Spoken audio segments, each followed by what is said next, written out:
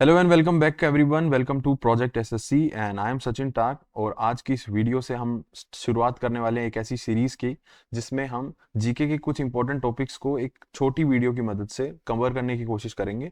ना कि कवर करने की कोशिश करेंगे सिर्फ, बट हम चाहेंगे कि इसे रट लें, इसे याद कर लें। जितना आसानी से इसे समझ के ट्रिक्स के यूज करके हम इन्हें कर पाएंगे उतना ही बेहतर है, क्योंकि आने वाले एग्जाम में ये टॉपिक काफी इंपॉर्टेंट रहने वाले हैं। काफी इंपॉर्टेंट टॉपिक साबित भी हुए हैं जो अपना एडुकेटी पैटर्न पे प्रीवियस ईयर पेपर था। जो भी प्रोबेबली जितने भी टॉपिक मैं करवा पाऊंगा कवर, मैं कोशिश करूंगा कि मेरा भी रिवीजन हो और आप सभी का भी एक क्विक रिवीजन इससे हो जाए, सो दैट आपको भी इसका बेनिफिट मिले और आप भी इसे याद कर पाओ। Okay, so let's start the first topic, that is fundamental rights. तो फंडामेंटल राइट्स के क्वेश्चंस काफी बार आते हैं जब हम पॉलिटी की बात करते हैं, और इसे समझना काफी जरूरी है। अब मैं ये इंश्योर करता हूँ, मैं ये मान के चलता हूँ कि आप वो स्टूडेंट्स हैं जिन्होंने एक बार तो फंडामेंटल राइट्स पढ़ रखे होंगे, बट दिक्कत जो आ रही होगी वो इसे क्रैम करने में आ रही होगी, इसे याद करने में आ रही होगी। तो ये वीडियो आपके लिए बेनिफिशियल है। अगर आप इसे एकदम, आपने कभी फंडामेंटल राइट के बारे में कुछ पढ़ा ही नहीं, आपको कुछ आइडिया नहीं है कि फंडामेंटल राइट्स क्या होते हैं, सो आपके लिए वीडियो कोई फायदेमंद नहीं है। इससे बेटर है कि आप कोई प्रॉपर वीडियो देखो जिसके अंदर आप पूरी तरह से चीजें सीख पाओ। Okay, this video has the same purpose to only ensure कि आप जितना ज्यादा हो सके उन आर्टिकल्स को ट्रिक्स की मदद से रट लो और उन्हें रिमेंबर कर पाओ। दैट इज द सेम और simple purpose of this video. Okay, so let's start. तो सबसे पहले फंडामेंटल राइट्स के कुछ फैक्ट्स बता देता हूँ स्टार्ट करने से पहले। द फर्स्ट थिंग इज कि हमारे जो आर्टिकल 12 से 35 है ना, इन्हें हम फंडामेंटल राइट के अंदर रखते हैं, जो कि पार्ट 3 ऑफ कॉन्स्टिट्यूशन को कंस्टिट्यूट करते हैं। ओके, तो पार्ट 3 ऑफ कॉन्स्टिट्यूशन 12 से 35 फंडामेंटल राइट बनता है। तीसरा, यूएसए से Magna carta charter of rights आता है, उसको हम अडॉप्ट करते हैं और उसी के बेसिस पे ये हमारे इंडियन फंडामेंटल राइट्स बने हुए हैं। तो कभी क्वेश्चन में आए फंडामेंटल राइट्स कौन से देश से लिए गए हैं, तो यूएसए आपका आंसर उसमें होना चाहिए without any excuse. Okay, now let's move further to our trick. तो इसका पहला सेगमेंट है, आपको कुछ चीजें याद रखनी होती है जहां से आपको चीजें क्लियर होती जाएगी। तो इसकी जो ट्रिक है वो है ई फर्स। ये ई फर्स इतना पावरफुल वर्ड है कि ये आपको काफी हेल्प कर देगा चीजों को रिमेंबर करने में। जैसे इसके अंदर सबसे पहला जो वर्ड है, and then all these word, ये हमारे सारे फंडामेंटल राइट्स के जो सेगमेंट्स हैं उनको कंस्टिट्यूट करता है। जैसे हमारे पास आज के टाइम में 6 फंडामेंटल राइट के सेगमेंट्स हैं, और वो 6 सेगमेंट्स जो है वो यहाँ पे लिखे गए हैं। इससे पहले हमारे पास 7 सेगमेंट थे, पर उसमें से एक जो सेगमेंट था वो था राइट टू प्रॉपर्टी का, वो हटा दिया गया है अब, और उसे हमने शिफ्ट कर दिया है, and now it is termed as a legal right. अब वो आज के टाइम पे सिर्फ एक लीगल राइट बन के बैठा है, ना कि फंडामेंटल राइट है। फंडामेंटल राइट के कुछ बेनिफिट्स हैं, और हर तरह के राइट्स के कुछ कुछ बेनिफिट्स होते हैं, बट फंडामेंटल राइट की बात कर रहे हैं तो मैं ऑब्वियसली ये बताना चाहूंगा कि दीज आर नॉट एब्सोल्यूट। ये एब्सोल्यूट नहीं है, आपसे कभी भी छीने जा सकते हैं, बट कुछ सर्कमस्टांसेस के अंदर। बट इनके पास इतनी पावर है, बाकी जितने भी राइट्स का एक सेगमेंट है उन सब में मुझे लगता है कि ये सबसे पावरफुल है। एंड ऐसा है कि ये छीने जा सकते हैं पर फिर भी ये पावरफुल है। मतलब this is the power of fundamental rights, कि आप इन्हें आराम से कैरी कर सकते हो अपने साथ में, और इनको आप कोर्ट में जाके डिमांड भी कर सकते हो एंड डायरेक्ट प्ली कर सकते हो सुप्रीम कोर्ट में विदाउट फॉलोइंग द हियरार्की, कि भाई मेरा फंडामेंटल राइट वायलेट हुआ है एंड आई नीड इंश्योरेंस, और like not insurance, like governance मुझे इस पे चाहिए, और मुझे इस पे मेरे को जस्टिस चाहिए, and they will deliver to you without any hesitation. Okay, so now we will start the trick. This is the first thing जो आपको याद करनी है। ई फर्स्ट, ये वर्ड बहुत इंपॉर्टेंट है, जिसके अंदर सबसे पहले आपको देखना है इक्वालिटी। ये पहला वर्ड का मीनिंग है इक्वालिटी, दूसरे वर्ड का मीनिंग है यहाँ पे फ्रीडम। ठीक है, तो जो हमारा दूसरा सेट ऑफ फंडामेंटल राइट है कॉन्स्टिट्यूशन में, वो फ्रीडम का है। तीसरा जो वर्ड है इसका मतलब है एक्सप्लॉइटेशन। अब ये एकमात्र ऐसा राइट है जो अगेंस्ट है, मतलब इक्वालिटी, फ्रीडम, ये तो हमारे पॉजिटिव राइट्स है। राइट अगेंस्ट एक्चुअली एक्सप्लॉइटेशन को बोला जाता है राइट अगेंस्ट एक्सप्लॉइटेशन, मतलब कि एक्सप्लॉइटेशन के खिलाफ है ये राइट। ठीक है, ये इक्वालिटी के लिए, फ्रीडम के लिए, एक्सप्लॉइटेशन के खिलाफ। ठीक है, ये समझ गए होगे आप। फिर आपको समझ में आ रहा है तो देन आर का मतलब होगा रिलीजन, एंड एफ का फिफ्थ जो है, फिफ्थ का मतलब है हमारे पास में cultural and education right, cultural and education right. Okay, और सिक्स्थ वाला है इन्फोर्समेंट बाय लॉ, इसको बोलते हैं इन्फोर्समेंट बाय लॉ। और इन्फोर्समेंट बाय लॉ को इन अदर वर्ड्स हम ये भी कह सकते हैं कि इसको हम बोलेंगे तो कॉन्स्टिट्यूशनल रेमेडीज भी बोलते हैं, कॉन्स्टिट्यूशनल रेमेडीज। ठीक है, कॉन्स्टिट्यूशनल रेमेडीज बोलते हैं। अब आपको अगर यहाँ तक चीजें समझ में आ चुकी है, इसका मतलब ये हुआ कि आपको सबसे पहले ये वर्ड को ध्यान रखना है, इस वर्ड से काफी सारी चीजें निकल के आ जाएगी, that is the first thing. अब यहाँ पे आपको एक चीज और बताता हूँ कि इसको याद कैसे रखें। काफी लोगों को तो यही याद नहीं हो रहा होगा कि यार ये कंफ्यूजिंग है, क्योंकि बारी बारी 3 ई आ रहे हैं और फिर कल्चरल एंड एजुकेशन में भी ई आ रहा है, तो कंफ्यूज हो जाते हैं काफी बार। तो आप इसे ऐसे याद रख सकते हो कि सबसे पहले समझ, एक एक प्रोसेस फॉलो होती है, एक हियरार्की चलती है। सबसे पहले देखो, जब हम छोटे होते थे ना, इसको मैंने इस तरह से याद रखा रखा था कि छोटा बच्चा होता है, उसकी जिंदगी में इक्वालिटी होती है, उसकी जिंदगी में फ्रीडम होती है। छोटा बच्चा, चाइल्डहुड एज है ना, तो चाइल्डहुड एज तक हमारे को फ्रीडम मिलती है, इक्वालिटी होती है, कुछ भी करो, इतना डांट नहीं पड़ती है ना, इतना अवेयरनेस भी नहीं होती है चीज़ों की। तो इक्वालिटी एंड फ्रीडम, छोटा बच्चा सबसे पहले इक्वालिटी एंड फ्रीडम होती है उसके पास में। उसके बाद में धीरे धीरे जब वो बड़ा होने लगता है ना, जैसे अपने को देख लो, बड़े हो गए अब थोड़े बहुत है ना, अपने अब अडल्टहुड में आ चुके हैं, अब 18 होंगे या अब 19 होंगे मोस्टली सब, तो अडल्टहुड एज है ये। इस एज के अंदर हमारे पास जनरली हमारा एक्सप्लोइटेशन होता है। तो मैंने इसको ऐसे ही याद रखा था कि जो एज है, जो अपनी लाइफ लाइन होती है, पूरी लाइफ का एक ग्राफ बनाएंगे, तो जो मिडल की जो एज होती है ना लाइफ के अंदर, सबसे बीचों बीच में जो एज आती है, उस एज के अंदर बहुत ज्यादा एक्सप्लोइटेशन होता है। इसलिए जब आपको ये 3 ई में कंफ्यूजन हो, तो ये याद रखना कि बीच वाला ई का मतलब है एक्सप्लोइटेशन, क्योंकि लाइफ के बीच में एक्सप्लोइटेशन होता है, ठीक है। तो सबसे पहले आती है इक्वालिटी फ्रीडम, छोटे बच्चे को इक्वालिटी मिलती है, फ्रीडम मिलती है। उसके बाद में एक्सप्लोइटेशन होना उसका स्टार्ट हो जाता है। जब एक्सप्लोइटेशन होता है तो थक हार के इंसान भगवान के पास जाता है और भगवान को बोलता है, भाई मदद करो मेरी, इस दुख दुनिया से मुझे बाहर निकालो, है ना। तो भगवान के पास जाने के बाद में, भगवान के पास जाने का मतलब क्या हुआ, रिलीजन, ठीक है, रिलीजन। फिर उसके बाद में आगे बढ़ते हैं, देन आता है भगवान के पास जाने से क्या बेनिफिट होगा, भगवान आपको ज्ञान देंगे, ज्ञान, ज्ञान मिला मतलब एजुकेशन मिली, तो कल्चर एंड एजुकेशन, राइट। और ज्ञान का फिर आपने सही उपयोग किया और उसके बाद में आप कोर्ट में गए और कोर्ट में जाके आपने कॉन्स्टिट्यूशनल रेमेडी लिया, मतलब कि उपचार, रेमेडीज का मतलब हो गया उपचार। तो उपचार मिला आपको ना, ज्ञान मिला, ज्ञान से आपका इलाज हो गया, उपचार मिल गया, दवाई पानी मिल गया आपको, तो आप ठीक हो गए, आपका जो एक्सप्लोइटेशन की प्रॉब्लम थी वो ठीक हो गई। तो इस तरह से मैंने इसे याद रखा था, तो आप भी इस तरह से याद रख सकते हो। तो this is a very simple way to remember कि कितने आर्टिकल हमारे पास में मौजूद है। तो ई फर्स्ट का आई होप क्लियर होगा। यहाँ से ई फर्स्ट वाली चीजें क्लियर है। चलो अब आगे बढ़ जाते हैं, सेकंड, हम इसमें जो सेकंड पॉइंट है वो डिस्कस करना स्टार्ट करते हैं।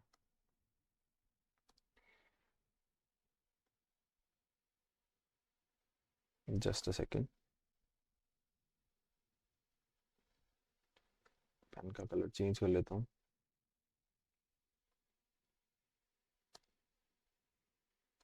ठीक है, ठीक है, सेकंड। अब यहां से हम दूसरे पॉइंट की बात करते हैं। अब हमने अगर ई फर्स्ट को समझ लिया है, तो अब हमें दूसरा काम जो करना है, ई फर्स्ट के अंडर आर्टिकल कितने कितने हैं वो समझने होंगे। तो सबसे पहले मैं आपको एक आर्टिकल की थ्योरी बता देता हूँ। सबसे पहले जो हमारा जनरली कोई भी आर्टिकल को इंट्रोड्यूस करते हैं कॉन्स्टिट्यूशनली, तो हम पहले उसकी डेफिनेशन देते हैं कि वो किस लिए है, उसका पर्पस क्या है, उस तरह से। तो जो आर्टिकल 12 है, एक तरह से डिफाइन कर रहा है फंडामेंटल राइट्स को, और वो एक डेफिनेशन देता है स्टेट की। स्टेट का मतलब क्या होता है, स्टेट का सिंपली मतलब होता है, अगर आप इसे समझना चाहो सिंपल भाषा में, तो सरकार का, ठीक है, गवर्नेंस का।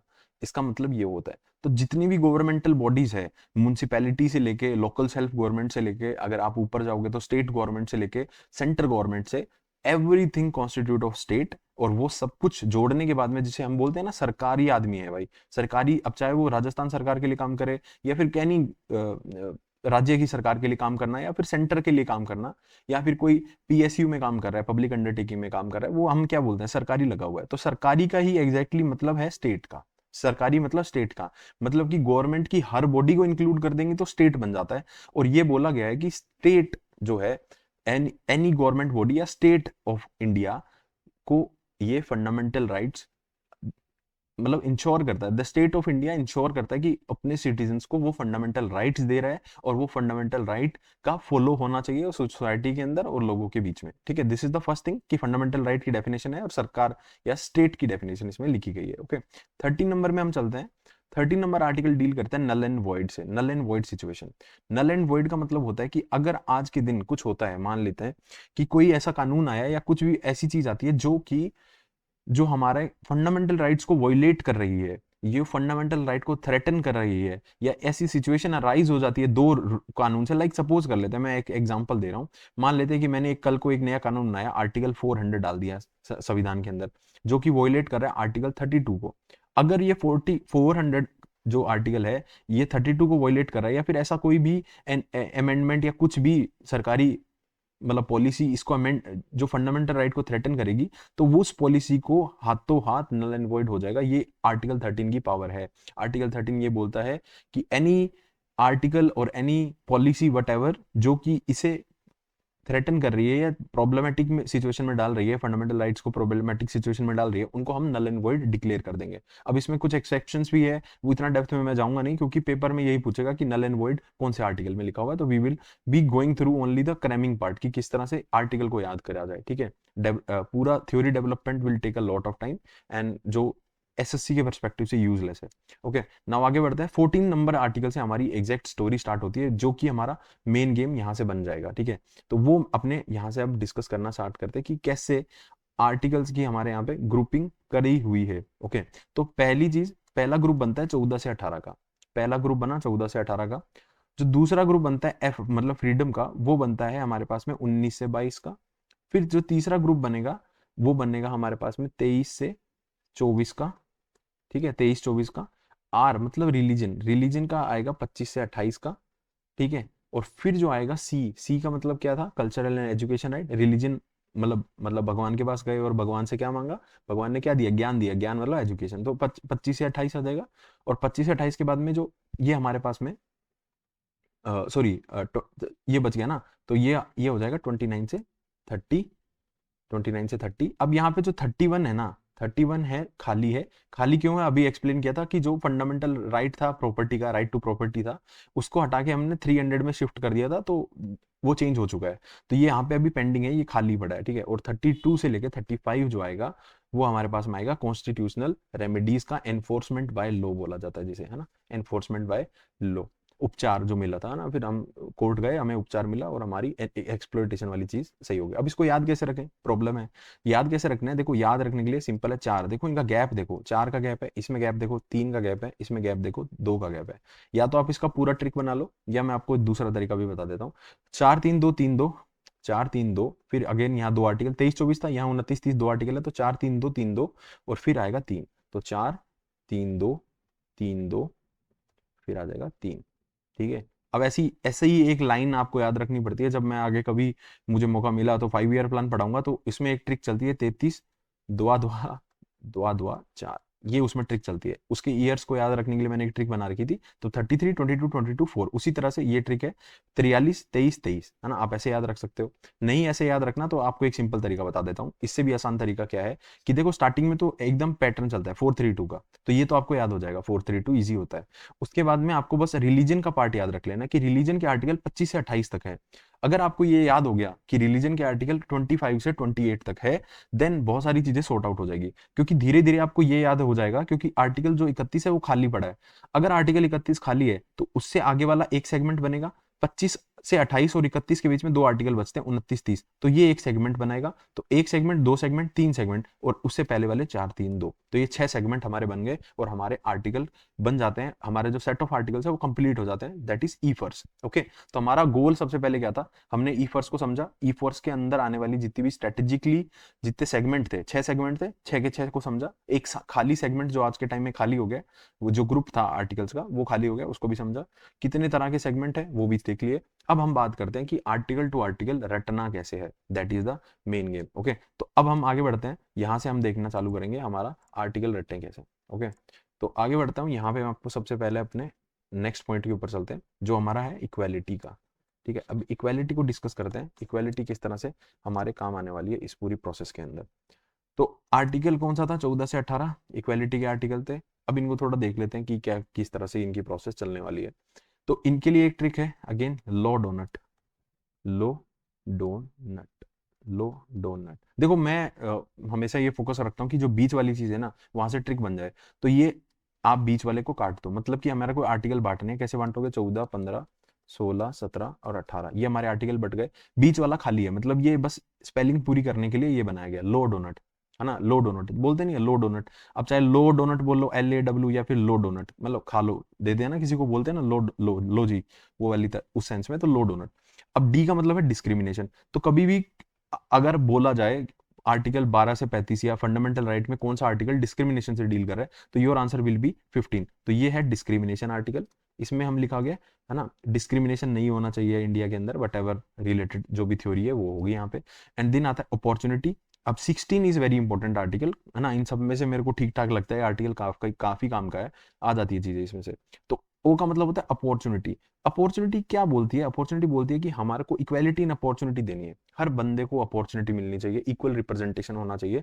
इस सेंस में आपने अगर सुना होगा तो बहुत अच्छी चीज चलती है भारत के अंदर, है ना, जिसका नाम है रिजर्वेशन।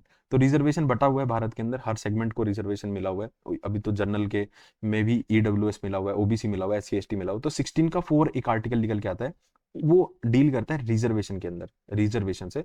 और 16 आर्टिकल अपने आप में अपॉर्चुनिटी से डील करता है। अपॉर्चुनिटी का मतलब है कि गवर्नमेंट सर्विसेज के अंदर आपको इक्वली देखा जाएगा, इक्वली ट्रीट किया जाएगा, and that accounts for reservation. वही एक तरीका बचता है। There are some pros and cons, we will not go deep and depth, but आगे बात करते हैं। नाउ आता है हमारे पास में डी ओ यू, एंड ये आता है यू, और फिर आता है टी। टी का तो इजी है, टी टाइटल होता है, ठीक है, टी का मतलब टाइटल होता है, ठीक है। टी का मतलब क्या होगा? टाइटल। टाइटल मतलब कि हम कोई भी जैसे पहले राजा चलते थे ना, हर हाइनस वगैरह ये वर्ड चलते थे, महाराजा, है ना, वो सब नहीं यूज कर सकते हैं। आपको अर्न करना पड़ेगा। जैसे आप डॉक्टर बन जाते हो तो 5 साल 7 साल मेहनत करते हो, एमबीबीएस करोगे, फिर डॉक्टर लगता है आपके नाम के आगे। पीएचडी करते हो तब डॉक्टर लगता है। तो वो डॉक्टर अर्न किया हुआ है, वो यूज कर सकते हो। फील्ड मार्शल वगैरह ये सब अर्न किया, आपने कमाया है उनको, आपको है ना हेरिटेंस में नहीं मिला है, मतलब हियार्की से आपको घर बैठे नहीं मिल गया कुछ भी ना करके, राजा का बेटा राजा बन जाएगा, वो वाली थ्योरी नहीं चलेगी। तो titles not allowed, abolition of title हो जाता है। फिर यू का मतलब होता है अनटचेबिलिटी। यू का क्या है? अनटचेबिलिटी। अनटचेबिलिटी मतलब छुआछूत की बीमारी भारत में खत्म कर दी गई है इस आर्टिकल से, कि कोई भी अनटचेबिलिटी वाली चीजें नहीं हो सकती है भारत में। ओके, देन एल का मतलब होता है लो मतलब कि equality for equal protection of law and equality before law. इसके दो दो सेंस होते हैं, equal protection of law, equality before law. बहुत इजी से एक्सप्लेन किया जाता है ये। एक दीवार होती है ना, एक स्टूल दिया गया है बच्चों को, फिर वो खड़े होते हैं, कुछ देख पा रहे हैं, कुछ नहीं देख पा रहे, तो हम क्या करते हैं कि जो बच्चे हाइट में छोटे उनको बड़ा स्टूल दे देते हैं, जो बच्चे हाइट में बड़े हैं उनको छोटा स्टूल दे देते हैं, ताकि सबको दिख पाए मैच, मतलब उस तरह से वो एक्सप्लेन किया जाता है। बट ठीक है, आपको याद रखना है equal protection of law and equality before law, ये हमारा आर्टिकल 14 में लिखा गया। तो यहाँ से हमारा इक्वालिटी का लॉ पूरा हो जाता है। 14 हमारा law, and then DONOUT, donut, बीच खाली, तो discrimination, opportunity, untouchability and title, यहाँ से आपका क्लियर हो जाएगा। So this is the first step जो हमारे को कंप्लीट करना था। उसके बाद में हम बात करेंगे जो हमारा इसमें सेकंड स्टेप आ रहा है। सेकंड स्टेप क्या था? फ्रीडम का। Now freedom is very interesting ना। फ्रीडम अगर आप देखोगे तो बहुत ही इंटरेस्टिंग है। मैं आपको एक, मेरे पास एक इमेज है, वो मैं आपको दिखाना चाहूंगा। यहाँ से दिख जाएगी क्या वो? हाँ जी, सही है भाई, ये सही है, यहाँ से आपको दिख जाएगी। तो ये फ्रीडम वाले आर्टिकल देख लो, equality before law, equal protection of law, फिर आ जाता है हमारे पास में, मैंने क्या बोला था कि डिस्क्रिमिनेशन, तो ये वर्ड डिस्क्रिमिनेशन आ गया, फिर आ गया opportunity, then untouchability, and then title. Freedom का मैं आपको बताऊं ना, तो फ्रीडम वेरी इंटरेस्टिंग है, ये अपने आप में इंटरेस्टिंग है। इसको मैं अभी, इसको बोलते हैं 86 का कॉन्स्टिट्यूशनल अमेंडमेंट, ये भी देख लेंगे। बट मैं आपको यहाँ पे एक कोरिलेशन दिखाना चाहता हूँ। कोरिलेशन ये है कि यहाँ पे, चलो मैं आपको वहीं चलते हैं, अपने अलग से ही करके देखते हैं, ठीक है। जैसे मान लेते हैं अगेन आर्टिकल, हमें सिर्फ 4 आर्टिकल डील करने होते हैं इसके अंदर, ठीक है, 19 से 22, है ना, 4 आर्टिकल ही हमें डील करने होते हैं। अब देख लेते हैं कैसे होंगे। तो सबसे पहले आर्टिकल 19 है।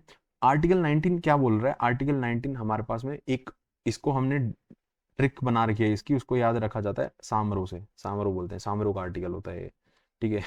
सामरो से याद रखा जाता है। 19 का 1 हमारे पास में speech, assemble, associate, move, reside, occupy, इस तरह से इसे याद करते हैं। अभी डिटेल में बताऊंगा, अभी एक बार के लिए इसे याद रख सकते हैं।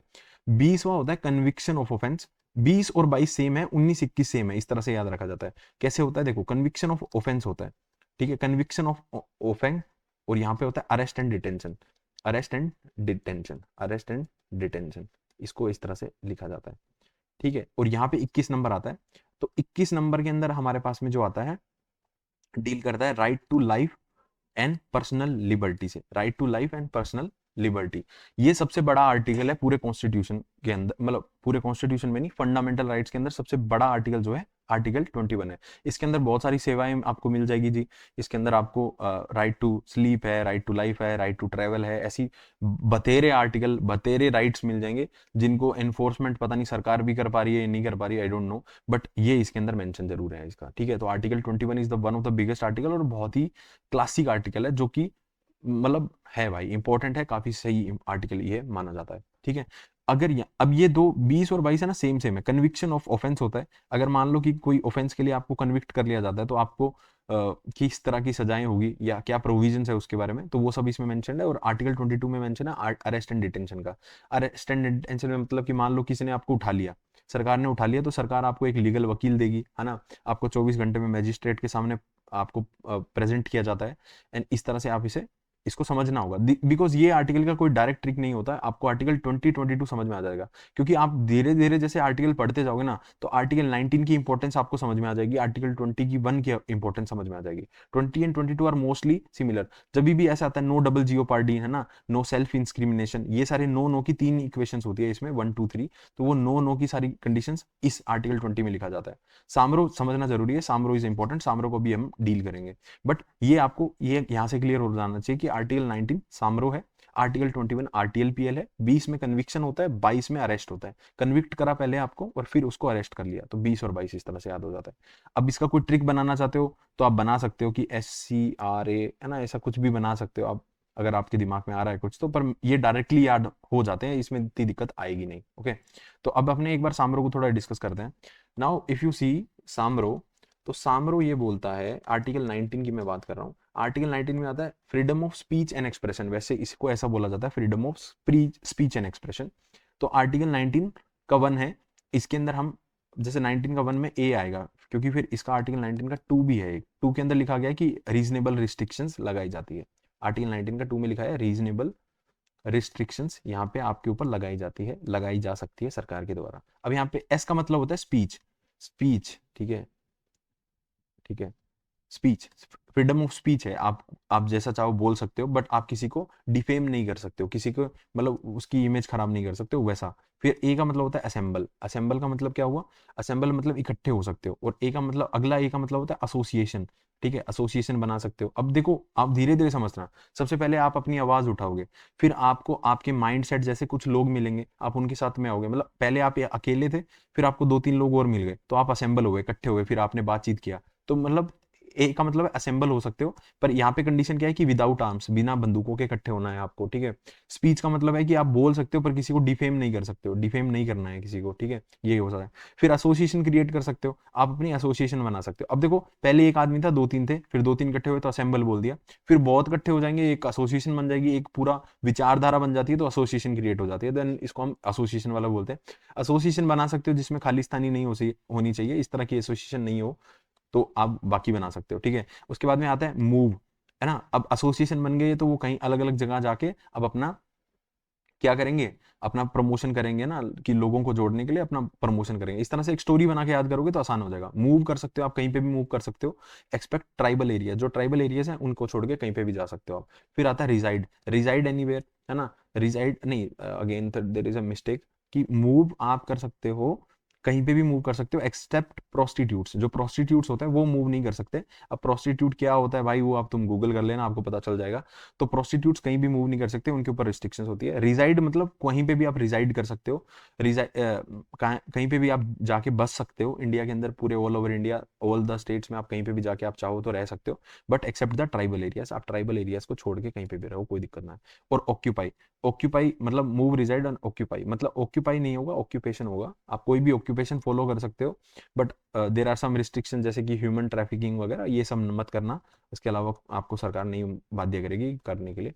कॉन्स्टिट्यूशनली तो यही लिखा गया है, बाकी अब तुम कुछ और धंधा कर लो भाई, तो कोई जाने ना, तो पर ठीक है, यहां से आपको ये क्लियर हो जाता है। तो स्पीच, एस फॉर स्पीच मतलब अकेला आदमी ने स्पीच किया, फिर असेंबल हो गए, सारे इकट्ठे हो गए, फिर एसोसिएशन बना दिया। अब एसोसिएशन को पॉपुलराइज करने के लिए वो मूव किया, अलग अलग जगह गए, फिर वहां पे अलग अलग जगह गए तो वहां पे उन्हें बसना भी पड़ा, तो उन्होंने फिर अलग अलग ऑक्यूपेशन भी फॉलो किया। तो सामरो ही सिंपल 19 1 2 3 4 5 6 यहाँ से याद हो जाता है। 19 2 में रीजनेबल रिस्ट्रिक्शंस है, कि इनमें कुछ कुछ रिस्ट्रिक्शंस है, आपको वो फॉलो करनी पड़ेगी, जैसे मैंने अभी बताया, human trafficking, tribal, prostitute, Khalistani, ये सब है। और इसके अलावा यहाँ पे मतलब जैसे इमरजेंसी वगैरह के टाइम में भी कुछ बकचोदी आपके साथ की जा सकती है इनसे रिलेटेड, तो उसका आपको ध्यान रखना होता है। 19 का 2 होता है वो, ठीक है। तो यहाँ से 2 सेट होते हैं हमारे पूरे। अब आगे बढ़ते हैं, याद हो जाएंगे आई थिंक, यहाँ से सामरो आसानी हो से याद हो जाता है। बाकी इनमें एक रिवीजन करवा देता हूँ। पहले हमने क्या समझा, हमने समझा लो डोनट। तो लो डोनट के अंदर हमने देखा कि एन खाली था, डाउट, अपॉर्चुनिटी, अनटचेबिलिटी, टाइटल, लो मिल जाएगा। फिर उसके बाद सेकंड में हमने देखा कि 19 में सामरो है, मतलब स्पीच एंड एक्सप्रेशन, फिर हमारे पास में 20 में क्या आएगा, कन्विक्शन आ जाएगा, और 22 में फिर कन्विक्ट हो जाएगा, मतलब अरेस्ट एंड डिटेंशन हो जाएगा। और आर्टिकल 21 जो है सबसे इंपॉर्टेंट है, आर्टिकल बोलता है right to life and personal liberty, ठीक है, दैट्स इट। अब इसका एक और बता देता हूँ, आर्टिकल 21 का 2 जो है ना, उसके अंदर हमने लिखा हुआ है 86th कॉन्स्टिट्यूशनल अमेंडमेंट। इसमें हमने 86th कॉन्स्टिट्यूशनल अमेंडमेंट मेंशन किया हुआ है। देखो, अगर कभी भी एजुकेशन रिलेटेड चेंजेस आते हैं, काफी जगह आएंगे ये चेंजेस, आपको यहाँ से मैं क्लियर कर देता हूँ। एजुकेशन रिलेटेड चेंजेस आते हैं 3 जगह। सबसे पहले आता है डीपीएसपी में बदलाव किया जाता है, फंडामेंटल ड्यूटीज के अंदर बदलाव किया जाता है, और फंडामेंटल राइट के अंदर बदलाव किया जाता है। तो हमेशा एक चीज याद रखना, 86th constitution, if I am not wrong, I am not sure, but I am not wrong, then 86 का अमेंडमेंट 2002 में हुआ था, आई थिंक सो, ठीक है। इस बात में मैं कंफर्म नहीं हूँ, इसके अलावा जितनी भी बात यहाँ लिखी गई है वो सही है कि 86th कॉन्स्टिट्यूशन एजुकेशन रिलेटेड था, वो यहाँ पे मेंशन है। तो ये 3 जगह बदलाव एडिशन किया जाता है, ये इस अमेंडमेंट से 3 जगह बदलाव आते हैं। सबसे पहले डीपीएस में बदलाव आता है, फिर एक फंडामेंटल ड्यूटी में बदलाव आता है, और फंडामेंटल राइट में बदलाव आता है। तीनों जगह पे 86th कॉन्स्टिट्यूशनल अमेंडमेंट का ही बदलाव आता है, दैट इज इंपॉर्टेंट, ये आपको ध्यान रखना है, ठीक है। अब यहाँ पे जो डीपीएसपी में लिखा हुआ है, डीपीएसपी में लिखा हुआ है कि 0 से 6 ईयर की बारे में लिखा गया है।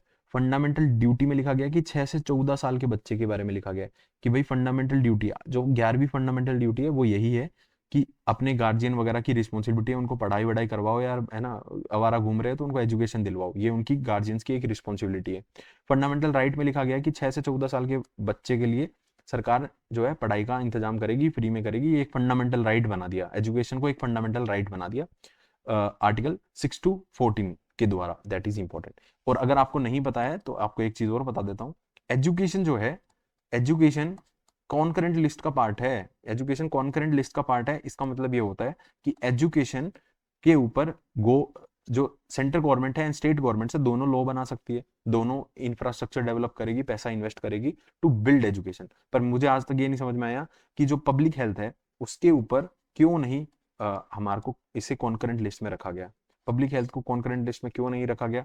Any comments you want to make, then please comments में मुझे बताइएगा, इसका रीजंस क्या हो सकते हैं आपके अकॉर्डिंग।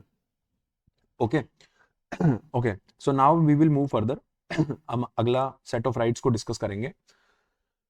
सॉरी, यहां से हम जो हमारा थर्ड पार्ट है उसको डिस्कस करना स्टार्ट कर देते हैं, दैट इज एक्सप्लॉइटेशन। बहुत आसान है, बहुत आसानी से याद हो जाएंगे। अब मैं आपको, अगर ईफर से याद हो चुका है तो अब आसानी से, पहले हमने 4 वाले देखे, फिर 3 का सेट देखा, 2 का सेट देख रहे हैं, तो अब हम पहुंच गए हैं 23 एंड 24 पे। देखो, इनका एक बहुत ही ना, कॉन्स्टिट्यूशन को बहुत अच्छे से ऑर्गेनाइज किया गया है, उसी का फायदा हम उठाने वाले हैं। ये बोलता है कि सबसे पहले बड़ी प्रॉब्लम को इन्होंने मेंशन किया, जो बड़ी प्रॉब्लम थी ना वो पहले आती है, छोटी प्रॉब्लम बाद में आती है। जैसे अब बड़ी प्रॉब्लम क्या है, बड़ी प्रॉब्लम है ह्यूमन ट्रैफिकिंग, है ना, बच्चों को उठा के, मतलब उनका, यू नो ना, human trafficking is a very complicated process and very complicated crime as well, है ना। बहुत सारा लॉस है इसमें, हर तरह का लॉस है, सोशली डैमेज करती है ना, एक इमोशनल, और पूरा मतलब कि जो ह्यूमन रिसोर्स है वो पूरी तरह से डैमेज करने वाली प्रोसेस है, and we want to curb this, जितना जल्दी हो सके इसको बंद करना है। तो इसीलिए ह्यूमन ट्रैफिकिंग जो है 23 में रखा गया है। 23 आर्टिकल में ह्यूमन ट्रैफिकिंग आएगा, बड़ी प्रॉब्लम है इसलिए। 24 में आता है child labour. Child labour human trafficking के कंपैरिजन में एक छोटी प्रॉब्लम है। अब इसकी इंटेंसिटी अलग अलग हो सकती है, मैंने इसे याद रखने के लिए ऐसा रख रखा था कि पहले बड़ी प्रॉब्लम आएगी और बाद में छोटी प्रॉब्लम आएगी। प्रॉब्लम 2 ही है, एक तो ह्यूमन ट्रैफिकिंग और चाइल्ड लेबर, तो पहले बड़ी प्रॉब्लम बाद में छोटी प्रॉब्लम। तो कभी भी बोले कौन से एक्सप्लॉइटेशन से बचना है तो ह्यूमन ट्रैफिकिंग 23 नंबर पहले आएगा और चाइल्ड लेबर बाद में आएगा, छोटी प्रॉब्लम है तो इसलिए बाद में आता है। इस तरह से मैंने इसे याद रखा था। Then we will move to religion. Religion का आर्टिकल आता है और ये आसानी से याद हो जाता है, 25, 26, 27 और 28, ये इसके आर्टिकल्स हैं, ठीक है। अभी एक बार मैं आपको रिवीजन करवा देता हूं, वहां से जो मैंने एक शीट ऐड की थी उससे, आई थिंक यहां से देखो। अब एक बार वापस से यहां से अपने ने 3 हाफ, 6 में से 3 पार्ट कवर कर लिया, तो एक क्विक रिवीजन कर लेते हैं अगेन। तो सबसे पहले देखो, 12 में मैंने आपको बताया था डेफिनेशन आ जाएगी, स्टेट की डेफिनेशन आ जाएगी, फंडामेंटल राइट्स की डेफिनेशन आ जाएगी। 13 के अंदर हमने क्या लिखा था कि कोई भी लॉ ऐसा होगा उसे हम नल एंड वॉइड वाली कंडीशन बोलते हैं, पेपर में यही पूछता है, नल एंड वॉइड, तो ये याद रखना। फिर हमने याद रखा था लॉ डोनट, तो लॉ डोनट से आपको यहां से क्लियर हो जाएगा। इसका मैं पीडीएफ दे दूंगा, तो you can just like go through this and इसका स्क्रीनशॉट को प्रिंट भी करवा सकते हो, और ये पीडीएफ नेट पे भी मिल जाती है, मैंने कुछ अलग नहीं किया। आप सर्च करोगे fundamental right PDF, sorry constitution of India की पीडीएफ, तो उसके कंटेंट्स वाले पेज से ही डायरेक्ट मैंने इसका स्क्रीनशॉट ऐड कर रखा है, ठीक है। तो लॉ मतलब equality before law, equal protection of law, D discrimination, O opportunity, U untouchability and T title, यहाँ से हो जाता है। फिर 19 से 22 के अंदर हमने बात किया, तो 19 से 22 में हमने देखा कि आर्टिकल 19 का मतलब है सामरो, freedom of speech and expression. तो अकेला बंदा है ना स्पीच देगा, फिर असेंबल करेगा लोगों को, फिर सब लोग मिलकर एसोसिएट करेंगे, एसोसिएशन बनाएंगे, फिर वो मूव करेंगे प्रचार करने के लिए, फिर रिजाइड करेंगे और फिर ऑक्यूपेशन फॉलो करेंगे। दैट्स सिंपल, ठीक है, ये याद हो जाएगा। फिर ये होता है कन्विक्शन और ये होता है arrest and detention. No jeopardy, है ना, नो सेल्फ इंस्क्रिमिनेशन, है ना, इस तरह की कंडीशन इसके अंदर है, 3 कंडीशन ऐसी। और यहाँ पे आर्टिकल 22 के अंदर हमने देखा कि भाई 24 घंटे में मजिस्ट्रेट को पेश किया जाएगा, लीगल वकील मिलेगा, है ना। और एक कंडीशन और थी, I am forgetting that condition, आपको लीगल वकील मिलता है, 24 घंटे में आपको मजिस्ट्रेट के सामने प्रस्तुत किया जाता है। And there is one more condition, वो इसी से रिलेटेड होती है, ठीक है, इतना कोई कॉम्प्लिकेटेड नहीं है, इतना डेप्थ में आता नहीं है पेपर में, ठीक है। 22 हो जाएगा यहाँ से। 21 वाला मैं बता चुका हूँ, 86 कॉन्स्टिट्यूशनल अमेंडमेंट हुआ था फॉर एजुकेशन, और 86 कॉन्स्टिट्यूशनल अमेंडमेंट का जो इंपैक्ट था 3 जगह आया था, वो तीनों मैंने आपको बता दिए थे। देन अगेन हम एक्सप्लोइटेशन पे आए, तो मैंने आपको बोला सबसे पहले बड़ी प्रॉब्लम आती है और उसके बाद में छोटी प्रॉब्लम आएगी। तो पहले बड़ी प्रॉब्लम आ गई और फिर छोटी प्रॉब्लम को हमने इसमें कंडीशन कर दिया है, ठीक है। अब हम बात करते हैं वापस से हमारे जो है आगे वाले टॉपिक में, रिलीजन में, ठीक है। अब रिलीजन में देखो 25 से 28 मैंने अगेन हम डिस्कस करेंगे, तो इजी है, बहुत आसानी से याद हो जाते हैं। सबसे पहले रिलीजन है तो आपको profess, propagate and practice, PPP को करने की इजाजत दे दी है सरकार ने, ठीक है। सबसे पहले ये याद रखना है कि भाई आप कोई भी धर्म को अपना सकते हो, प्रोफेस कर सकते हो, प्रोपगेट कर सकते हो और प्रैक्टिस कर सकते हो, है ना, उसके बारे में प्रचार कर सकते हो, उसको अपना सकते हो और उसके बारे में जितनी भी है उनको मतलब और लोगों को जोड़ सकते हो, what ever is that kind of thing. तो प्रोफेस, प्रोपगेट, प्रैक्टिस, ये हमारा फंडामेंटल राइट है, आप कर सकते हो, ठीक है। अब आप किसी और का धर्म परिवर्तन करवाओ और फिर उसको अपने धर्म में लेके आओ, दैट इज नॉट अलाउड, वो क्राइम है, ठीक है। पर अब इंडिविजुअल लेवल पे आप अपने मर्जी से आ रहे हो, कुछ भी कर रहे हो, you can do, no one will say कि भाई क्यों कर रहा है क्यों नहीं कर रहा, ठीक है।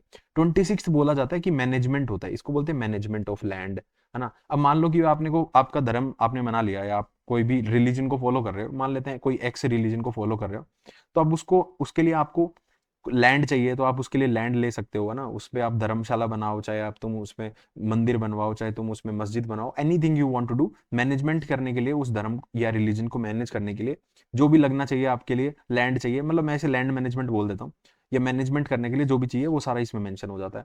27 में लिखा जाता है कि नो टैक्स, कोई टैक्स नहीं लिया जाएगा, धर्म के नाम पे आपसे कोई टैक्स नहीं लिया जाएगा, गवर्नमेंट ऑफ इंडिया कोई टैक्स नहीं लेगी कि आप ये रिलीजन फॉलो कर रहे हो तो आप टैक्स दो, ऐसा नहीं होगा। तो दिस इज रिलीजन वाली थिंग। अब टैक्स नहीं लिया जा सकता, फीस ली जा सकती है, कन्वीनियंस फीस तो ले ही सकती है ना सरकार, टैक्स नहीं ले रहे हैं तो यार थोड़ा थोड़ा पैसा तो हमें भी चाहिए रहेगा, कुछ ना कुछ तरीके से पैसा ले लेंगे तुमसे, पर टैक्स नहीं लेंगे बस, ठीक है, नाम बदल के कुछ और ले लेंगे, ठीक है जी। 28 नंबर में आते हैं। 28 नंबर बात करता है धार्मिक instructions are not allowed in government aided जो कॉलेजेस होते हैं या फिर स्कूल्स वगैरह होते हैं, धार्मिक इंस्ट्रक्शन नहीं दे सकते। मान लो मैं, जैसे मैं मेरा बता देता हूँ, मैं केवी बीएसएफ अनूपगढ़ से पढ़ा भाई, तो केवी बीएसएफ जो है, केवी केंद्रीय विद्यालय, केंद्रीय विद्यालय एक गवर्नमेंट एडेड इंस्टीट्यूशन है। अगर गवर्नमेंट एडेड है इसका मतलब कि सरकार फंडिंग कर रही है, तो अब यहाँ पे कोई एक धर्म के प्रति बहुत ज्यादा वो नहीं होगा, मतलब कि प्रचार नहीं किया जाएगा, मतलब एक ही धर्म को प्रमोट नहीं किया जाता है। This is the philosophy of this whole idea of धार्मिक इंस्ट्रक्शन। अब मैं दूसरा एग्जांपल देता हूं, उसके बाद में मैं हंसराज कॉलेज में गया। हंसराज कॉलेज का क्या है, हंसराज कॉलेज है सेमी गवर्नमेंट कॉलेज। अब ये जो है ना, सेमी गवर्नमेंट होने का मतलब है कि सारा पैसा ये नहीं दे रहा है हंसराज कॉलेज को, गवर्नमेंट ही नहीं दे रही है सारा पैसा, आधा पैसा सरकार देगी, आधा पैसा कोई और देगा, ठीक है। या इसको थोड़ा कॉम्प्लिकेट हो जाएगा, इसका एक और एग्जांपल है, आप यहाँ से दूसरा एग्जांपल भी ले सकते हो सेंट स्टीफन्स का। Saint Stephen's is one of the most prominent college in university of Delhi.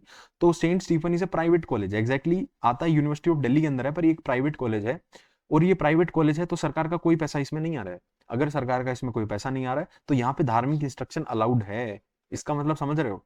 अगर ये प्राइवेट कॉलेज है तो अब ये चाहे तो धार्मिक इंस्ट्रक्शन दे सकता है, ये चाहे तो इस कॉलेज के अंदर अपना जो क्रिश्चियनिटी है उसको प्रमोट किया जा सकता है। इसका एक और एग्जांपल है शहीद गुरु तेग बहादुर, है ना, श्री गुरु तेग बहादुर कॉलेज है, एसजीटीबी खालसा कॉलेज बोलते हैं हम डीयू के अंदर। तो Khalsa college is also private college जहां तक मुझे आइडिया है। तो वहां पे क्या हो रहा है कि आपको जनरली मोस्टली सिख पीपल की कम्युनिटी वहां मिलेगी, है ना, उनका वो अपने धर्म को प्रमोट कर सकते हैं, बात कर सकते हैं अपने धर्म के ऊपर।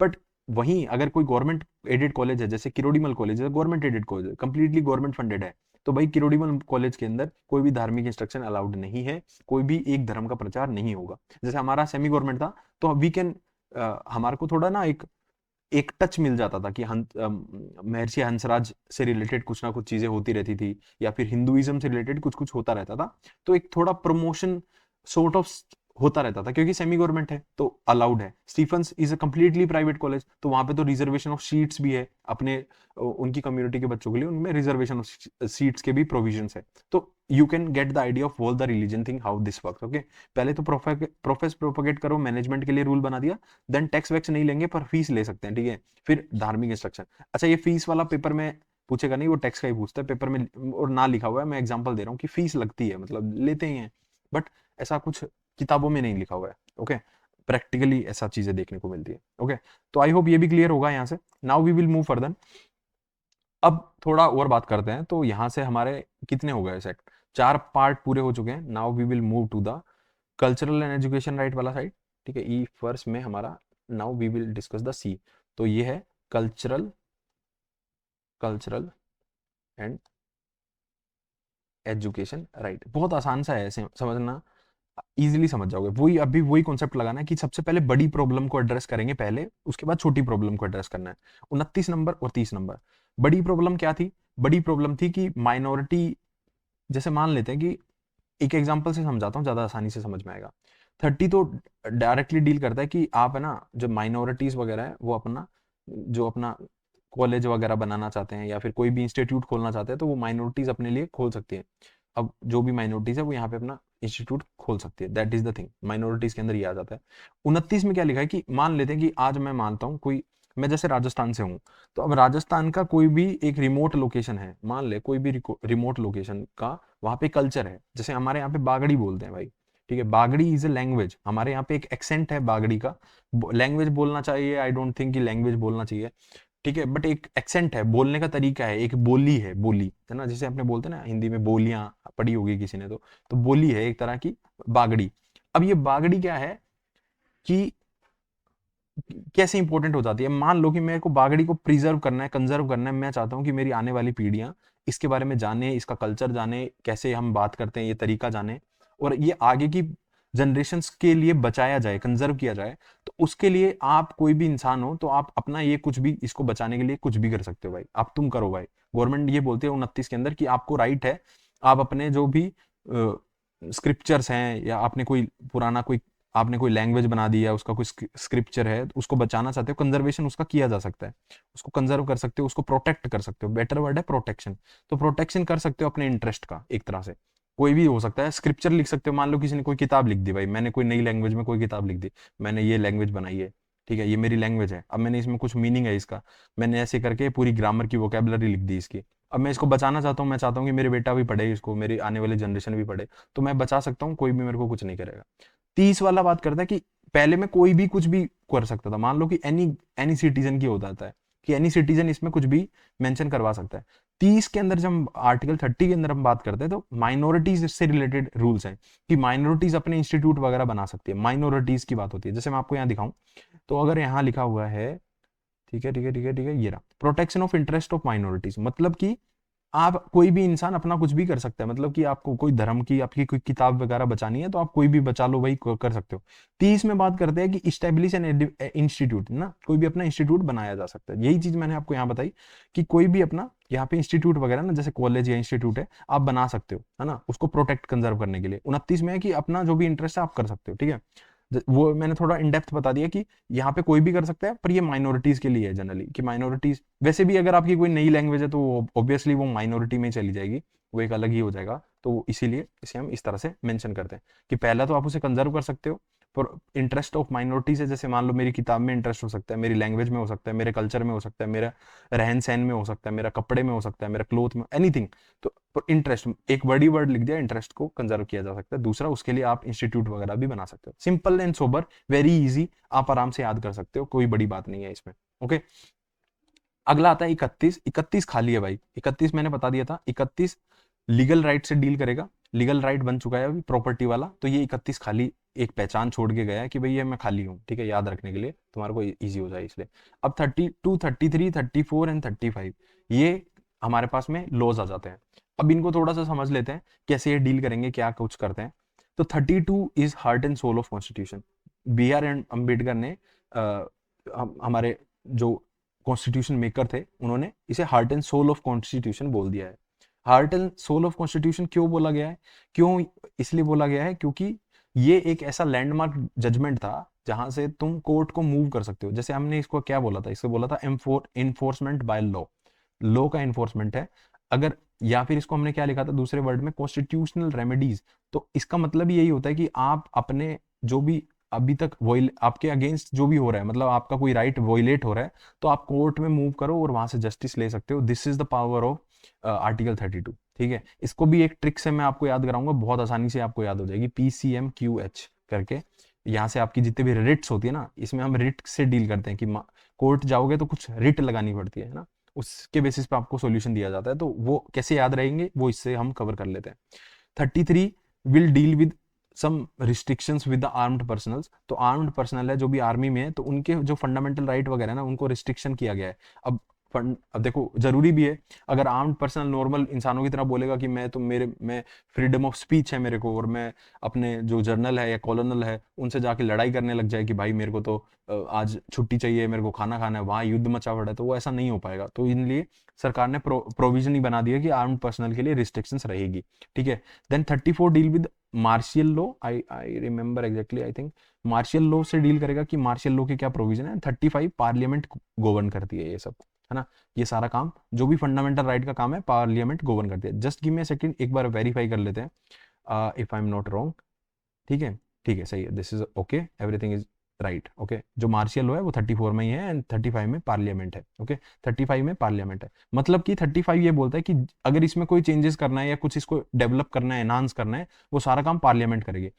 जो 33 था, 33 में जो है आर्म्ड पर्सनल रिलेटेड, ये तो जो मैंने कहा था वो सही सही है। ठीक है, तो 33 में आर्म्ड पर्सनल वाला आ जाएगा, 34 में मार्शियल लॉ से रिलेटेड चीजें हम डील करेंगे, एंड 35 में प्रोविजंस बना सकती है लेजिस्लेशन। लेजिस्लेटर जो है, लेजिस्लेटिव प्रोविजन जो है, जो पार्लियामेंट है वो इस पे रिलेटेड सारे प्रोविजंस क्रिएट करेगी। जो भी है इस पूरे को फंडामेंटल राइट में कोई चेंजेस करने हैं तो पार्लियामेंट यहाँ पे हमारे चेंजेस करेगी। तो ये सही है, 32 वाला हमारा रेट वाला हो जाएगा। इन दिस ऑल बीच में इसका कैमरा का आई थिंक इसका रिकॉर्डिंग रुक गया था, बट ये मैंने कवर कर दिया था। अगेन मैं एक बार बता देता हूँ, 32 में रिट्स आएगी, रिट्स अभी हम देखेंगे।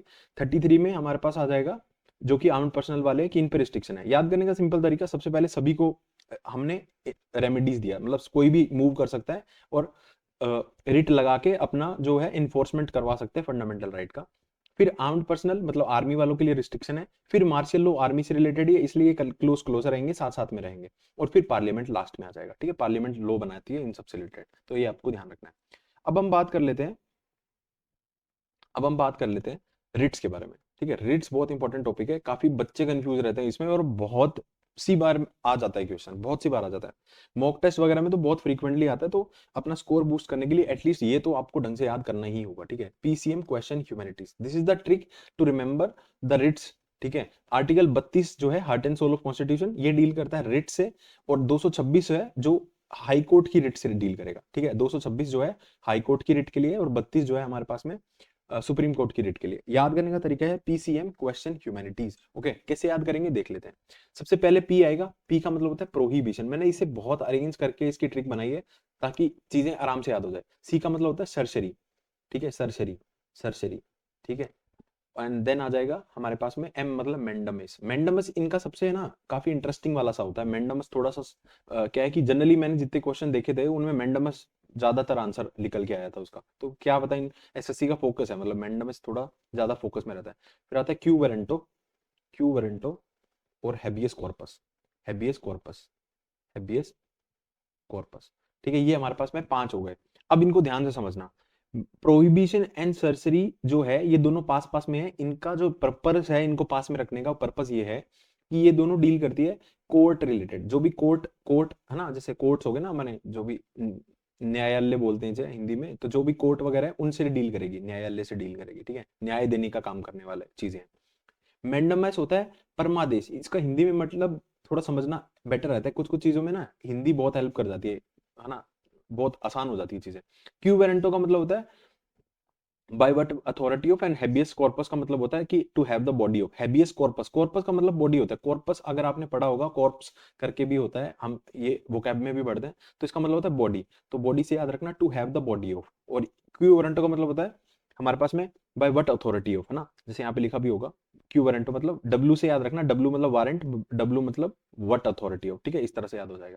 अब इनका मतलब क्या है, क्या मतलब है, क्या नहीं है, वो सब बात करते हैं। देखो, क्यू जो प्रोहिबिशन और सर्जरी है वो कोर्ट रिलेटेड है। मैंडमस और क्यू वारंटो है वो हमारे पास में गवर्नमेंट ऑफिस रिलेटेड होती है। गवर्नमेंट ऑफिसेस के लिए इशू की जा सकती है, गवर्नमेंट पर्सनल्स के लिए इशू की जाती है। पर हैबियस कॉर्पस एक जनरल टर्म है, जैसे कैटेगरी बांट दी ना, जैसे ओबीसी, एससी एसटी, वैसे उसी तरह से समझ सकते हो कि जनरल है ये। इसको कोई भी लगा सकता है, कोई प्राइवेट कंपनी के लिए भी लगाई जा सकती है, कोई प्राइवेट एंटिटी के लिए लगाई जा सकती है, एनीथिंग। बट प्रोहिबिशन और सर्जरी कोर्ट में लगाई जाती है, और मैंडमस और क्यू वारंटो गवर्नमेंट ऑफिसेस के लिए जनरली बनी हुई होती है। अब इनका मतलब क्या हुआ, ध्यान से समझते हैं। अब देखो, सबसे पहले आता है प्रोहिबिशन। प्रोहिबिशन का मतलब होता है कि हिंदी मतलब समझो, हिंदी का मतलब होता है रोकथाम। प्रोहिबिशन मतलब रोकना, रोक दो। मतलब कि मान लेते हूं कि ये कोर्ट एक्स है, या कोर्ट ए है, ये कोर्ट बी है। अगर कोर्ट ए मतलब कि सुप्रीम कोर्ट है, और ये कोई हाई कोर्ट है। अब मान लो कि हाई कोर्ट अपने जुडिशियल रीजन से, या जो अपने जुडिशियल उसकी बाउंड्री है, या उसका लेजिस्लेचर है, उसका लेजिस्लेशन एरिया है, उससे बाहर निकल के कोई काम कर रहा है ना, तो सुप्रीम कोर्ट प्रोहिबिशन रिट कोई सुप्रीम कोर्ट में लगाएगा, तो सुप्रीम कोर्ट हाई कोर्ट को बोल देगी भाई अपनी औकात से बाहर मत निकलियो, जो काम तेरे को दिया हुआ है वही कर, ये काम मेरा है तो मैं करूंगा, पर ये अब तू रोक दे इसको, यहीं रोक दे केस को। मतलब कोई केस चल रहा होगा, या सपोज करो कुछ भी चल रहा है, पर हाई कोर्ट है, आंध्र प्रदेश है, वो अब दिल्ली हाई कोर्ट का कोई केस पे रूलिंग देने वाला था, तो सुप्रीम कोर्ट बोलेगा प्रोहिबिशन रिट लगाएगा कोई सुप्रीम कोर्ट में, तो सुप्रीम कोर्ट इसे बंद करवा देगा, बोलेगा रोक दे भाई, रोक दे, काम खत्म कर दे, ये अब बीच में नहीं चलना चाहिए। प्रोहिबिशन का मतलब होता है कि कोर्ट कोर्ट को बोलता है कि रोक जा, अपनी जो अपना लेजिस्लेटिव एरिया है, जो अपना क्षेत्राधिकार है, उससे बाहर मत निकलो, जो तुम्हें काम दिया है वही करो, उससे आगे मत बढ़ो। तो प्रोहिबिशन का मतलब समझ में आया होगा, रोकना, ठीक है, रोकना। अब दूसरा आता है सरसरी। अब सरसरी, जैसे मैंने बोला प्रोहिबिशन भी कोर्ट के लिए होती है, और दूसरी सरसरी, तो सरसरी भी हमारे पास कोर्ट के लिए होती है। दोनों का पर्पस क्या है, दूसरा सरसरी है, तो सरसरी को भी हम समझ लेते हैं। तो सरसरी का जो लॉजिक आएगा, सरसरी का सेम लॉजिक रहता है। सरसरी बोलती है कि भाई सपोज करते हैं एक सिचुएशन जिसके अंदर कोई कोर्ट है, एक सेकेंड, ठीक है, आई थिंक ये ठीक है।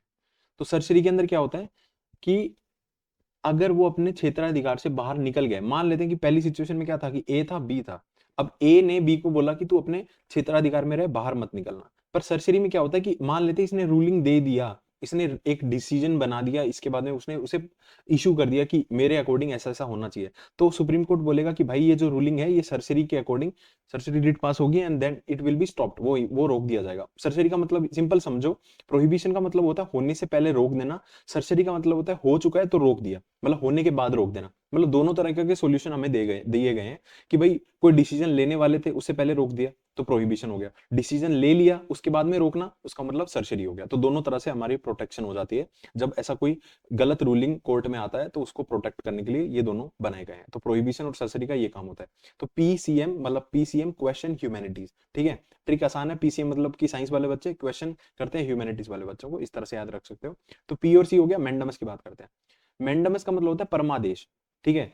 परमादेश का मतलब ही क्या हुआ कि हम आपको, जैसे आपको जो ऑफिस है या जो आपकी ड्यूटी है, अगर कोई अपना कोई गवर्नमेंट कर्मचारी अपनी ड्यूटी नहीं कर रहा है या ढंग से काम नहीं कर रहा है, तो परमादेश, इसका मतलब क्या हुआ, परम आदेश, मतलब कोई आदेश उसको दिया जाएगा कि भाई तू अपना काम ढंग से कर ले, नहीं तो तेरे को दिक्कत में चला जाएगा। तो इसी इसका मतलब यही होता है। मैंडमस का मतलब क्या होगा, कोई भी गवर्नमेंट ऑफिशियल अगर अपना ड्यूटी या अपना काम ढंग से नहीं कर रहा है, तो हमारे लिए उस हम क्या इशू करवाते हैं, वेंडमस। और इसका मतलब होता है वी कमांड या परमादेश। इसका मतलब यही है कि अगर कोई भी गवर्नमेंट ऑफिशियल अपना अपना काम ढंग से नहीं कर रहा है, ड्यूटी करने में फेल हो गया है, तो मैंडमस इशू होती है उसकी। जैसे मान लो कल को तुम नौकरी लग गए और तुम काम नहीं कर रहे हो, तो तुम्हारे खिलाफ किसी ने कंप्लेंट कर दी, तो कोर्ट आपके लिए मैंडमस जारी करेगा और आपको बोलेगा भाई काम कर ले, नहीं तो तेरी दिक्कत हो जाएगी, नौकरी तेरी खतरे में चली जाएगी। That is mandamus. देन आता है again quo warranto. Q warranto का मतलब होता है टू वट अथॉरिटी। डब्ल्यू मतलब वारंट, डब्ल्यू मतलब वट अथॉरिटी, ठीक है, वट। तो वट अथॉरिटी ऑफ मतलब कि किस अथॉरिटी से तुमने ये ऑफिस होल्ड किया। मान लो कि कल को कोई जॉब लग जाता है ना, एक्स एक्स पर्सन कोई वाई ऑफिस के अंदर काम कर रहा है, तो अब आप जानना चाहते हो कि ये कौन से एग्जाम से पास आउट है, या कौन सा एग्जाम, या किस अथॉरिटी से ये इस जॉब के लिए एलिजिबल है, काम कर रहा है, तो क्यू वारंटो इशू की जाती है। एंड देन द सबसे simplest one, that is habeas corpus. Habeas corpus का मतलब होता है कि भाई तुम बोलते हो to have the body of, corpus मतलब body, to have the body of. Court बोलता है कि भाई कोई भी पर्सन किसी पे भी इशू कर सकता है हैबियस कॉर्पस। इसका सिंपल पर्पस ये होता है कि आपसे ये जानना है कि वो पर्सन जिंदा है या नहीं है। जैसे अभी एक केस चल रहा था रिसेंटली, जो पाकिस्तान का जो प्रीवियस प्राइम मिनिस्टर था वो जेल में था, ना इमरान खान है शायद उसका नाम, I don't I I am not sure, but Imran Khan ही ऐसा ही कुछ था। तो वो जेल में था, तो उसकी जो वाइफ थी उसने कोर्ट में रिट लगाई हैबियस कॉर्पस की, ये जानने के लिए कि भाई वो जिंदा है कि नहीं है, to have the body of. तो कोर्ट ने इशू किया कि भाई जाओ तुम मिल लो भाई, देख लो जिंदा विंदा है कि नहीं है। तो वो हैबियस कॉर्पस के अंतर्गत ये सब चीजें आ जाती है। तो हैबियस कॉर्पस भी आई थिंक क्लियर होगी। तो वेरी सिंपल, हैबियस कॉर्पस तो सबसे सिंपल है। मान लो कि तुम्हारा पड़ोसी तुमसे लड़ लिया और तुम जेल में हो, मान लो तुम्हें मार दे कोई, तो कोर्ट क्या करेगा, जेल वालों को बोलेगा या फिर अथॉरिटीज को बोलेगा कि उस बंदे को कोर्ट में प्रस्तुत करो, उसको लेके आओ कोर्ट में, कि भाई पता तो चले क्या कहानी चल रही है। तो this is what habeas corpus instead. तो आसान सी ट्रिक थी, पीसीएम क्वेश्चन ह्यूमैनिटीज, इससे आपका इजीली कवर हो जाएगा ये रिट वाला पार्ट, और आराम से आप याद भी कर सकते हो। तो दिस इज ऑल। अभी तक हमने जो है पूरा का पूरा रिवीजन कर लिया है एक तरह से। बड़ा बड़ा सारा जो टॉपिक्स था वो हमने 12 से 35 से रिलेटेड सारे टॉपिक हमने कवर कर लिए। ओके, अब बाकी जो चीजें आएंगी धीरे धीरे, जो भी इंपॉर्टेंट टॉपिक्स लगेंगे आप भी सजेशन दे सकते हो। बाकी मैं कोशिश करूंगा कि जल्दी से जल्दी और भी कुछ वीडियोस अपलोड करके इनके जो रिवीजन है उनको फास्टली कवर कर दूं। Okay, before the CGL mains, या CGL pre, not mains, CGL pre से पहले पहले कुछ इंपॉर्टेंट टॉपिक्स कवर हो जाएं, सो दैट मेरा भी रिवीजन हो जाए, एंड जो वीडियो देख रहा है उसका भी काफी हद तक एक अच्छा अंडरस्टैंडिंग बन जाए वापस से इन चीजों को लेके, and he can tackle with all this thing. Okay, so thanks for watching this video. Please अगर वीडियो पसंद आई हो तो शेयर कर दीजिएगा दोस्तों में, और चैनल को सब्सक्राइब कर लीजिए, बिकॉज ऐसी और इन्फॉर्मेटिव वीडियोस इस पे आती रहेगी। Thank you guys.